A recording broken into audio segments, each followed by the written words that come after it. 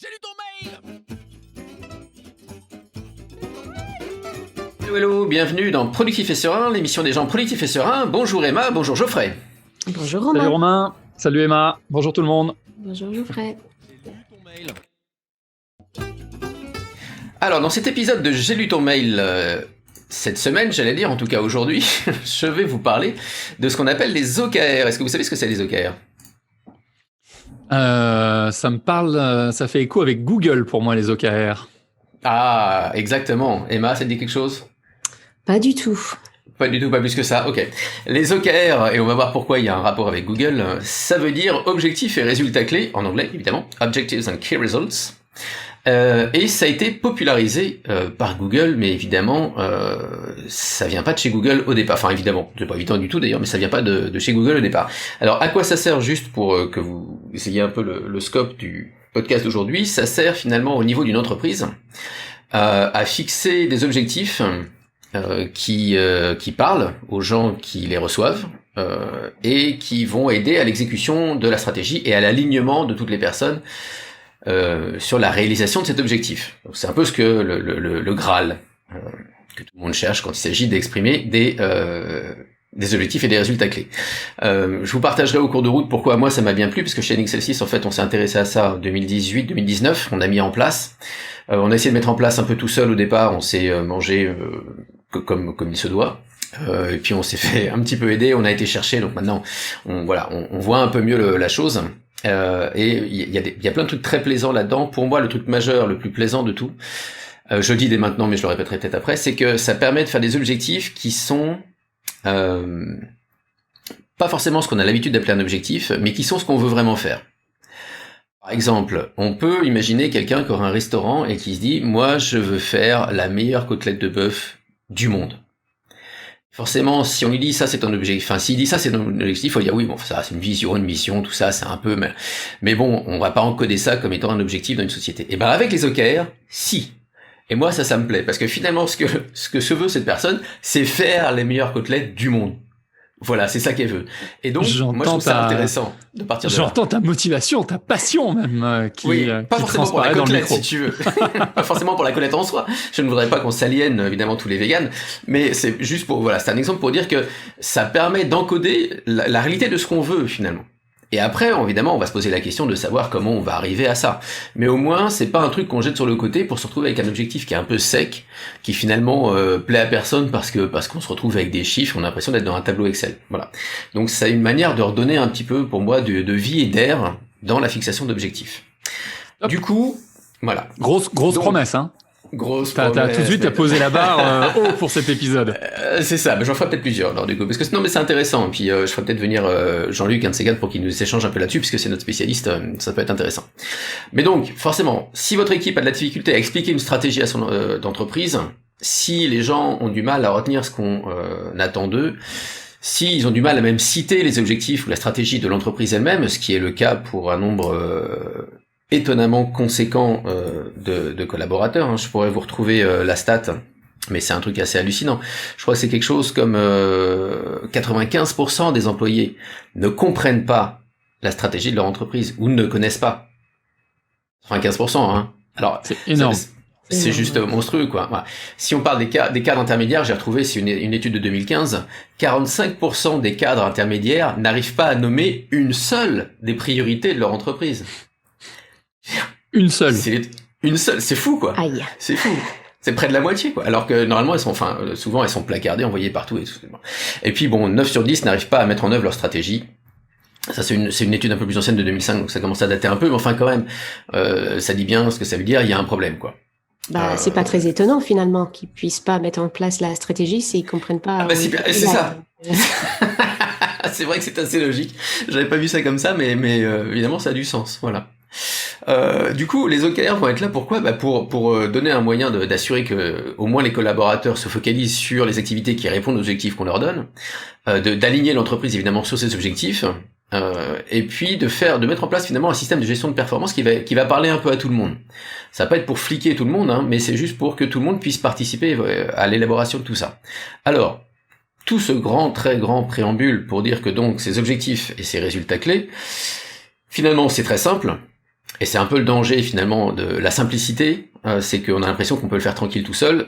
C'est vrai sans être vrai. C'est vrai et en même temps ça demandait pas mal de pratique, peut-être un peu comme GTD, je sais pas. Donc ça se compose d'un objectif et de résultats clés. Donc objectif en général, il y a un objectif et pour chaque objectif, on a 2 à 3 résultats clés. Les résultats clés sont les moyens d'atteindre l'objectif en question. Donc l'objectif, c'est l'énoncé général. En général, l'objectif d'ailleurs, il est qualitatif. Du style la meilleure côtelette du monde. Voilà.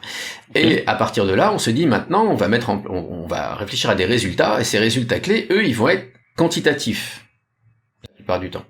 Et ils sont l'affirmation, si on veut, de la réalisation de l'objectif. Donc, souvent on parle d'objectifs SMART, quand on parle de mise en place d'objectifs, etc. Le SMART va pas s'appliquer à l'objectif lui-même, mais il va s'appliquer aux résultats clés qu'on cherche à atteindre. D'accord. Ok. C'est souvent facile, évidemment, d'établir des objectifs, parce que si on a cette liberté que je vous dis, la meilleure côtelette du monde, on peut trouver plein de trucs. Je veux que mes clients m'adorent, je veux, etc. Bon, après, c'est peut-être pas forcément très précis, comme je viens de le dire, mais on pourrait trouver ça. Mais ce qui va être intéressant et plus compliqué, évidemment, c'est d'aller chercher tous les résultats clés qui vont se mettre derrière. Donc, si on prend un VP marketing, faire en sorte que la demande pour le produit XY augmente, objectif tout à fait valable. En termes d'objectifs OKR, d'accord. Maintenant, les résultats clés, il va falloir que les résultats clés décrivent comment il saura qu'il a atteint cet objectif. Donc les résultats clés sont un peu, si on prenait GTD, c'est un peu les résultats qu'on a atteints. Donc ils sont précis, quantitatifs, ils sont mesurables, quoi. On sait si c'est oui ou si c'est non. Et la suite, cette série de résultats va nous permettre de comprendre si on a atteint l'objectif qu'on souhaitait atteindre ou pas. Ouais. Ok. Jusque-là, c'est clair. Good. Donc, je vais vous donner quelques exemples après, mais pour vous situer un peu la genèse donc de l'OKR, pourquoi Google, pourquoi on les connaît surtout par Google, c'est parce qu'il y a un type qui s'appelle Rick Clow, qui était un partenaire de Google Ventures, qui a fait une présentation en 2013 sur la manière dont Google utilisait les OKR et pourquoi ça a marché à fond. C'est parce que Google, la société, attribue beaucoup de son succès au fait d'utiliser les OKR. Donc forcément, les gens sont intéressés. Et pour vous dire, la vidéo, elle a dépassé les 150 000 vues à l'époque. À peu près, selon les dires même de Rick Clow, 149 000 de plus que ce qu'il pensait qu'elle obtiendrait. Et aujourd'hui, elle a été visionnée plus d'1 million de fois. Alors déjà, c'est pas mal. Et c'est encore meilleur quand on sait que la vidéo, elle dure 1h20. Ah, quand même. Ouf. Ok. Donc, c'est-à-dire qu'il faut se taper les 1h20 de trucs. Mais en même temps, moi, je l'ai regardé, c'est intéressant. Alors, des fois, on passe un petit peu plus vite sur certains trucs, mais c'est quand même intéressant parce que il balance à droite à gauche des petites pépites qui ont l'air de rien, mais qui, finalement, donnent pas mal d'informations. Donc, qu'est-ce que je pourrais vous donner comme exemple, par exemple, sur d'objectifs et d'OKR, parce que je veux pas forcément parler de ceux qu'on a nous. Vas-y. Tu voulais dire quelque chose? Donc en fait, oui, je réfléchis, j'intègre ce que tu partages.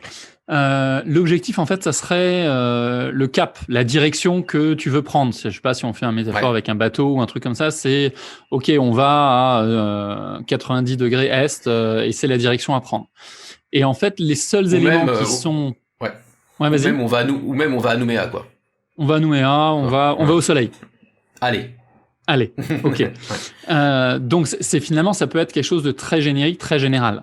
Et là où ça commence à devenir spécifique, mesurable, smart, etc., c'est dans les résultats clés. Donc les résultats clés, c'est une forme de jalon quelque part. C'est les étapes par lesquelles il faut passer pour aller dans la bonne direction. C'est les résultats qu'il faut obtenir pour aller dans la bonne direction. Ouais, je reviens juste sur jalon, c'est-à-dire qu'ils sont pas forcément à la suite les uns des autres. Ça peut être des résultats qui sont indépendants les uns des autres, ça peut être des résultats qui suivent. Effectivement, l'objectif peut être un peu flou comme ça, mais il n'est pas obligé d'être flou. Si je prends un exemple de gestion du personnel, par exemple, on peut imaginer mesurer et améliorer la satisfaction des employés en ce qui concerne la gestion du personnel, tout en respectant les contraintes budgétaires. C'est un objectif. Mon objectif est de mesurer et d'améliorer, tu vois ce que je veux dire, en tenant compte de... Bon là. Instinctivement, j'aime beaucoup parce que je trouve que souvent en société, quand on accompagne des boîtes à définir leurs objectifs, lorsqu'on rentre dans le côté smart, on perd la motivation. On perd l'enjeu, on perd l'inspiration de dire « Ah ouais, ça me branche ». L'objectif qui était hyper inspirant au départ se transforme quand on devient en smart avec quelque chose vraiment pour rentrer dans des cases spécifiques, mesurables, machin. Et si on affiche devant soi toute l'année, toute la semaine, l'objectif mesurable, souvent, il est pas très inspirant. Alors que l'objectif dont il est issu, ça c'est faire la meilleure côtelette du monde, faire, j'en sais rien, le meilleur, le plus gros taux de rétention des employés parce qu'on a une équipe, une société dans laquelle on se plaît et on a envie de rester. Ça, c'est inspirant. Ouais. Et souvent, quand on découpe, finalement, on perd un peu ce côté motivation et liberté également, etc., etc. On vide un peu la chose de son sens, finalement. Complètement. Absolument. Ouais. En tout cas, on en a l'impression. Ouais. Non, mais c'est très vrai ce que tu dis, Emma, puisque la question du sens qui se pose dans beaucoup d'entreprises aujourd'hui, pour moi, elle est beaucoup liée à ça. Quel sens je donne au fait de faire 5% plus pour le plaisir de faire 5% plus, tu vois, pas plus que ça, quoi. C'est un peu, si on prend l'image bien connue de la pierre et de la cathédrale, quoi. C'est, je taille une pierre, ou je porte des pierres, ou alors, oui, d'accord, je suis en train de tailler des pierres, mais en fait, je suis en train de construire une cathédrale. Si tu sais que ta pierre, c'est pour construire une cathédrale, forcément, c'est pas la même motivation derrière que juste tailler une pierre pour tailler une pierre, quoi. Oui. Et je trouve que les OKR ramènent à ça. Et merci pour cette remarque, parce que ce qui est intéressant, c'est qu'après, quand j'ai cherché, évidemment, dans mon rôle outil chez Unix L6, j'ai cherché différents logiciels qui nous permettent de gérer un peu les OKR, puisqu'on avait commencé avec une feuille de calcul toute simple, hein, ça marche bien, mais au bout d'un moment, on a envie d'un truc un peu fun. Et ce qui est marrant, c'est que très rapidement, la plupart des logiciels proposent effectivement la gestion d'OKR, mais à côté, il y a toujours un truc, ils vont te proposer de mettre la mission, la vision, ce qu'ils appellent les piliers, c'est-à-dire les choses qu'il faut absolument tenir en compte. Et donc, des exemples de piliers, par exemple, appréciation des clients, c'est un pilier. Appréciation des clients avec comme sous-titre, il est facile pour nos clients de nous aimer. Et ça, c'est un pilier. Ça veut dire quoi? Ça veut dire que tu vas avoir des OKR qui vont être, c'est un peu une zone de responsabilité quelque part, qui vont appartenir à cette zone-là. Et tu peux très bien avoir évidemment un pilier plus classique, prospérité financière par exemple, où des actionnaires nous considéreraient comme financièrement sains par exemple. Et là tu vas avoir des OKR qui vont participer de ça. Donc tu vois, à chaque fois il y a du sens qui est remis, et dans beaucoup de ces logiciels-là en plus, tu as tout un endroit sur le développement personnel et le bien-être, puisque tu as beaucoup des meetings, en fait au moment de débriefer sur les OKR, ça se fait par des meetings qui sont un peu cadrés, mais pas plus que ça, et t'as des meetings qui sont notamment one-on-one, et le meeting va commencer par comment tu te sens maintenant. Est-ce que tu te sens bien ou pas bien par rapport aux résultats, etc. Et donc, il y a cette attraction, si tu veux, de tout ce qui est soin, finalement, des personnes qui sont impliquées là-dedans, et une grande attention portée au sens, au fait que on essaye de leur donner du sens. Et je pense que si les OKR marchent si bien que ça, c'est beaucoup pour ça aussi. Moi, ce que j'entends, c'est que ça rejoint beaucoup la thématique de la posture du manager coach qu'on est en train de défendre en ce moment, en disant bah oui, alors le manager se doit d'avoir une posture de coach bienveillant, etc. Ça veut pas dire, ça veut pas dire que le manager devient le thérapeute de ses équipes, loin de là. Mais bien au contraire même. Mais par contre, il peut avoir une position où il va s'assurer que la personne est alignée par rapport à la boîte, par rapport aux objectifs, par rapport à un côté inspirant, et remettre du sens. Absolument. Tout à fait. Et ce qui est, alors, je vais revenir sur un autre point après. Je continue dans mon truc. J'ai donné tout à l'heure l'objectif donc sur le RH, parce que j'ai retrouvé après mes petites notes. Donc j'avais dit l'objectif: mesurer et améliorer la satisfaction des employés relativement à la gestion du personnel, tout en respectant les contraintes budgétaires. Tout ça, c'est mon objectif. Il est quand même un peu précis, un peu long, etc. Je vais avoir, par exemple, comme résultat clé, un des résultats clés pourrait être 80% des initiatives gestion du personnel 2020 ont été achevées dans les délais et dans le budget prévu. Ok, donc là on est sur durable. Voilà, c'est ça. Là on est sur du smart. Et un autre résultat clé: obtenir une base de référence de 200 réponses valides pour quantifier la satisfaction des employés par rapport à la gestion du personnel. Donc voilà deux résultats clés qui disent que si j'atteins ces deux résultats clés, bah j'ai atteint mon objectif. Ok. Voilà. Donc la chose après intéressante à savoir, c'est que comment ça marche finalement un peu, j'allais dire au quotidien, ça fonctionne beaucoup par cycle, par trimestre en fait. C'est-à-dire qu'en général, on va fixer les OKR pour le trimestre qui vient. Donc un peu avant le début du trimestre, souvent le manager ou le top management va définir les OKR du trimestre suivant. C'est-à-dire ils vont définir les objectifs et les résultats clés. Et après ça va cascader. C'est-à-dire que si une entreprise, au niveau du CODIR, donne un objectif et éventuellement des résultats clés, ça va cascader en dessous parce que les gens du marketing vont prendre connaissance des objectifs au-dessus et vont se dire « Ok, ils mettent ça comme direction au niveau de la direction, et la direction s'arrête là quelque part. Et ben maintenant, nous, équipe marketing, sachant ça, comment on va faire pour aller dans cette direction-là, pour atteindre cet objectif-là. Et nous, en termes de marketing, ça va nous donner à notre tour des OKR et des résultats clés à atteindre, qui sont forcément alignés, puisqu'ils sont issus de ça, mais qui sont pas forcément ceux non plus des départements de finance ou des départements RH, ou etc. Mais chacun des départements, finalement, va aller lui-même construire ses OKR à partir de ceux donnés par la direction. Tu vois l'effet pyramide et cascade comme ça. D'accord. En fait, ils vont pouvoir, ce que j'aime bien dans ce que tu partages, c'est qu'ils vont pouvoir s'approprier l'objectif. Exactement. Et le mettre à leur sauce quelque part. Et on sait qu'en termes de motivation, quand tu t'appropries l'objectif, bah finalement, tu développes la motivation et on leur donne où est-ce qu'on veut aller, la direction, mais on leur dit pas forcément comment. Ce qui est souvent un petit peu le piège des objectifs trop bien définis qui rentreraient dans des cases. Voilà.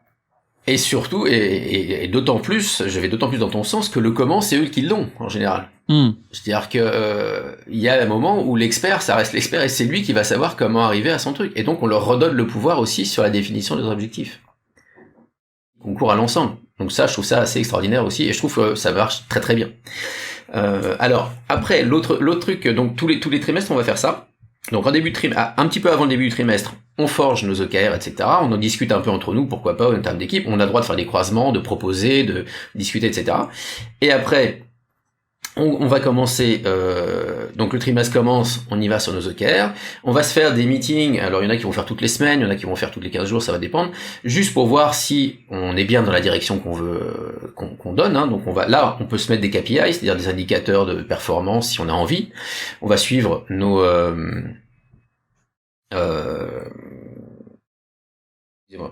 j'arrive. On va suivre nos résultats clés. Ok. Et puis, en fin de trimestre, un petit peu avant la fin du trimestre, on va faire le débrief. Et donc, le débrief, on va faire un meeting avec les personnes concernées pour se dire où est-ce qu'on en est là-dessus. Ce qui est intéressant, c'est que on demande de noter les OKR, l'atteinte d'objectifs, sur une échelle de 0 à 1. On pourrait faire de 0 à 10, mais enfin là, la tradition, faut dire que c'est de 0 à 1, et qu'en fait, on ne doit pas pouvoir atteindre 1. Ok. D'accord? C'est-à-dire que un OKR où on a fait 0.7, c'est top. D'accord. Pourquoi ça? Ok. Alors, pourquoi ça? On peut voir plusieurs raisons à ça. Pourquoi ça? La première, c'est que si tu sais que 0.7 c'est top et que finalement t'es pas censé atteindre 1, bah c'est que ton 1, il est un petit peu, il est vraiment étiré au-dessus de ce qu'on pourrait faire, quoi. Il est vraiment presque hors de portée. Et en fait, c'est ce qu'on cherche à faire dans les OKR. On veut se mettre des objectifs qui sont presque hors de portée.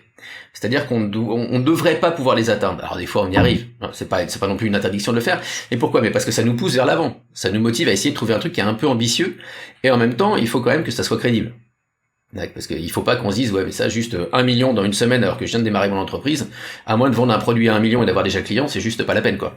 Donc, on veut un truc qui soit réaliste, réalisable, et on a plein d'entrepreneurs qui nous écoutent, avec des commentaires comme ça, on va en perdre. On va en perdre. Ok, pardon. Et moi, j'y vois une autre vertu qui est, alors là, c'est un peu un parallèle que je fais de mon expérience du service militaire, puisque je fais partie de ceux qui sont passés un peu dans les derniers. Et finalement, on nous faisait passer des tests au départ, mais ces tests n'étaient pas terminables. On pouvait pas terminer le test. Pour une raison assez simple, c'est que si vous terminez le test, si vous répondez à toutes les questions qu'ils vous posent, ils savent pas jusqu'où vous pouvez aller. Donc, ils font exprès de faire un truc qui est de toute façon pas finissable pour que on puisse vous évaluer et vous dire, bah, celui-là, il va vachement plus loin que les autres, mais il va pas forcément au bout. Et donc là, c'est un peu la même chose. Si je sais que mon 1, il est un petit peu impossible, j'arrive à 0,7, et ben, si j'arrive tout le temps à 1, je sais pas ce que j'aurais pu faire de plus, peut-être. Alors que si je suis à 0,6, 0,7, des fois, je vais faire 0,8, 0,9, je me dis, waouh, l'arrache et tout. Tu vois, et donc, quelque part, ça peut être un peu motivant aussi là-dedans, et ça permet aussi de se dire, bah, attends, ça fait 5 mois, ça fait 3 cycles, pardon, qu'on attend, on est toujours à 0,9 ou à 1 sur l'objectif. Il faudrait peut-être qu'on prenne l'habitude de prendre des trucs un peu plus ambitieux. Parce qu'on devrait pouvoir y arriver. Donc, je trouve que ça pousse un peu. Une question, justement. Vas-y. Comment on fait pour la suite, pour fixer les objectifs sur le long terme? Comment on décide comment on jalonne, justement, les alors, ce qui est courant, c'est de faire un OKR sur l'année. Et ensuite d'aller diviser cet OKR sur l'année en OKR par trimestre. Ok. Donc souvent on fait comme ça, et avec cet avantage évidemment qu'on peut itérer, c'est-à-dire que le débrief de chaque fin de trimestre, on se pose des questions du style qu'est-ce que j'ai appris en essayant d'atteindre cet objectif, qu'est-ce qu'on va faire différemment pour le prochain, etc. Et du coup on peut amender évidemment les objectifs des trimestres suivants pour affiner la direction au fur et à mesure qu'on avance, quoi. Mais effectivement il y a une direction globale qui est en général sur l'année, qui ensuite va être divisée en trimestres. Et au-delà de l'année? Au-delà de l'année, après tu peux faire ce que tu veux, après tu peux faire à 5 ans, tu peux faire, tu vois, avec la même chose, tu peux te mettre un objectif à 5 ans, et puis te dire, finalement à 3 ans du coup ça m'amène à peu près ici, cette division-là continue à fonctionner. Et si c'est atteint, je sais pas, à 0,5, quelle est la procédure après? Qu'est-ce qu'on se dit? Alors, la gradation, je vous la donne, donc 1 c'est cible ambitieuse qui semble presque impossible à atteindre. 0,7, ce que nous espérons réaliser, difficile mais réalisable. 0,5, presque ce que nous espérons atteindre, mais pas tout à fait. 0,3, ce que nous savons pouvoir réaliser avec un minimum d'effort. Et 0, aucun progrès, résultat inacceptable qui demande une explication. Ça, c'est la gradation en gros de 0 à 1. Quoi. D'accord ? 0, 0,3, 0,5, 0,7, 1. On remarquera, c'est la même échelle que prennent les médecins, c'est l'échelle de 1 à 10, quoi. Et on sait que ça marche pas mal, les gens arrivent bien à s'évaluer à peu près là-dessus, quoi. Ouais, on est très mauvais pour l'absolu, mais quand c'est relatif, ça marche très bien. Exactement, voilà. Donc d'autres exemples d'OKR, par exemple, un département ingénierie, on pourrait avoir un objectif, améliorer la contribution du département pour le service vente. D'accord, donc ça peut être un objectif qui contribue au succès d'un autre département, ça marche. Un résultat clé, documenter toutes les missions d'ingénierie touchant des prospects pouvant rapporter plus de 100 000 euros. Un autre résultat clé, obtenir une base de référence pour la mesure du taux de réussite technique fin du 2e trimestre. Donc ça, c'est pas forcément quanti non plus, mais on sait que si on a une base de référence pour la mesure du taux de réussite, on est bon. Si on l'a pas, non. Donc là, on va être sur du 0,1, quoi, un peu. Et on peut avoir aussi un autre résultat clé, un troisième, genre 60% des gestionnaires de compte d'une région sont formés, certifiés à la technique de vente, etc. Voilà. Donc on peut avoir ce genre de choses. Ça va ? Ça va très bien, c'est vraiment super intéressant. J'ai plein de questions qui viennent. Déjà, peut-être une première remarque. On parlait tout à l'heure des objectifs ambitieux. C'est-à-dire le 1, c'est vraiment ambitieux. 7, c'est déjà pas mal. Ça, je trouve que c'est un des points qui manque souvent dans le côté SMART. En fait, quand on définit le SMART, il y a le R qui est réaliste, le A qui est atteignable. Mais il manque pour moi 2 éléments, et je ne sais pas si ça se retrouve dans les OKR quelque part, mais c'est alors le côté ambitieux, on y a un petit peu répondu, parce qu'un objectif qui n'est pas ambitieux, tu n'as pas la motivation, tu n'as pas envie de te lever pour aller faire un truc que tu sais que tu vas faire quoi qu'il arrive. Donc c'est intéressant justement de mettre des objectifs ambitieux. Il y en a qui appellent ça risky aussi, smarter par exemple, et il y a l'enjeu ou l'écologie de l'objectif. C'est-à-dire que quand on réfléchit à un résultat clé dans les OKR, est-ce que, comme c'est pas forcément spécifiquement SMART, est-ce qu'il y a un moment ou un autre dans le processus la validation de l'enjeu, de l'écologie, de vérifier justement ces alignements? Ou est-ce que c'est juste, ça découle et logiquement ça doit être aligné? Ou est-ce qu'il y a un processus de vérification? Alors à ma connaissance, il n'y a pas de processus de vérification parce qu'effectivement il y a cet alignement-là. Et parce que, a priori, nous, ça c'est l'expérience personnelle chez Nexassist, on a un peu cette démarche-là, de vérifier que c'est en accord avec les valeurs, que c'est en accord avec éventuellement un impact qu'on pourrait avoir plus global, quoi. Mais je n'ai pas connaissance qu'il y a un process particulier pour ça. Et très bien, donc du coup, le deuxième point, peut-être plus spécifiquement à Inexcel 6, comment est-ce que les OKR s'inscrivent dans des sociétés qui fonctionnent en holacratie ou en sociocratie? Ouais. Alors sociocratie, je connais pas, donc je voudrais pas dire de bêtises. En holacratie, il y a 0 problème, quoi. C'est tu vas définir au niveau du cercle, c'est-à-dire que tu vas l'équivalent d'un codir, on peut très bien imaginer. Alors, on sait bien que c'est le lien garant le premier lien ou lien garant qui est censé définir la stratégie de son cercle. Donc celui du cercle général peut très bien décider de faire tout seul lui-même ses OKR, et puis et ensuite de quoi chaque cercle en dessous va prendre connaissance, donc chaque premier lien de chaque cercle en dessous va prendre connaissance de l'OKR du cercle général et se dire, moi dans mon cercle comment je peux faire, et va définir lui-même ses OKR qui vont cascader dans tous les cercles jusqu'au rôle. Alors après, est-ce qu'au niveau des rôles chacun va faire ses OKR, ça c'est à chacun de voir. Peut-être que les gens ont envie de se dire, moi je vais faire mon OKR pour chacun de mes rôles, ou peut-être que je vais juste suivre ceux de mon cercle et puis ça peut suffire, ça c'est une question de taille, ça dépend un peu. Mais il n'y a aucun problème pour le mettre là-dedans. Socratie, je sais pas trop voilà, comment ça peut fonctionner. On n'est pas très loin, mais ok, c'est super intéressant. Et si on veut plus d'infos, où est-ce qu'on Alors si on veut plus d'infos. Alors pour le coup, il y a un site qui s'appelle okrconsulting.fr. Et en bas de page sur ce truc-là, vous avez un livre blanc que vous pouvez télécharger, et le livre blanc, pour le moment, il fait 17 pages et tout, donc je sais pas s'il va rester longtemps, mais à l'heure où je parle de ce podcast, il y est toujours. Où il y a des exemples, d'itération, de coaching, de comment ça se passe, de conseils de coach, etc. sur ce que sont que les OKR, en gros, quoi. Voilà. Après, il y a des bouquins. Il y a un bouquin de John Doerr qui a été traduit en français, qui doit s'appeler quelque chose comme Mesurer ce qui compte. Je dirais quelque chose comme ça, ou mesurer ce qui est important. Measure what matters en anglais. Donc John Doerr, un des chantres, si tu veux, de ça chez Intel au départ. Parce que ce que j'ai pas dit, c'est que tout au départ, je crois que les OKR, de mémoire, je reprends mes petites notes en même temps que je te parle, arrivent, voilà, sur ma note, chez Intel. Intel, Andy Grove, donc, ont introduit les OKR dans le monde des affaires dans les années 80. Voilà. Et des cadres issus de chez Intel ont ensuite fait connaître les OKR. Gary Kennedy a quitté Intel, les a introduits chez Oracle dans les années 80 aussi. John Doerr a quitté Intel, les a introduits chez Google, etc., etc. Donc, voilà. Donc Intel, la société de processeurs. De processeurs, voilà. Ouais. Et aujourd'hui, on a des boîtes comme LinkedIn, comme Twitter, qui ont déployé les OKR. C'est vraiment le socle. Et comme Google, le socle de leur stratégie, quoi. Super. Voilà. Et donc il y a un autre bouquin d'un consultant qui est devenu le pape en fait de ça, qui s'appelle Ben Lamorte, Lamorte. Je suis pas sûr que le bouquin ait été traduit pour le moment en français. Donc regardez si vous pouvez ceux qui lisent l'anglais, je vous conseille celui-là, puisqu'il est devenu, en fait, il est pas à l'origine du truc, mais c'est le consultant qui a le plus bossé, et il est devenu le pape du truc, quoi. Donc voilà, il a un réseau de consultants de coach qui s'appelle okrs.com. Et voilà. Donc le bouquin doit s'appeler, j'imagine, quelque chose comme Objective and Key Results, tout à fait, mais de manière tout à fait originale. Voilà, donc je vous invite à aller par là si ça, mais vraiment c'est super pour redonner du sens, pour aligner tout le monde, pour se redonner un peu d'air et permettre de rêver un peu quand on construit des objectifs. Moi je trouve ça vraiment top. Super. Voilà. Merci pour ce beau partage et toute cette passion qui transpire à travers les ondes et l'enregistrement de ce podcast. Merci à vous. Merci Romain. Et Productif et Serein, c'est fini pour aujourd'hui. On espère que ça vous a plu. Si c'est le cas, n'hésitez pas à cliquer et à nous le faire savoir, à nous envoyer des petits mots ou des emails, ou passer sur le forum pour nous le dire, à partager ces podcasts autour de vous aussi, pour le faire connaître, pour faire savoir.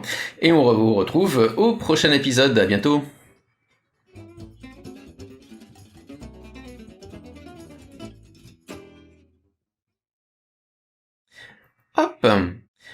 Hop.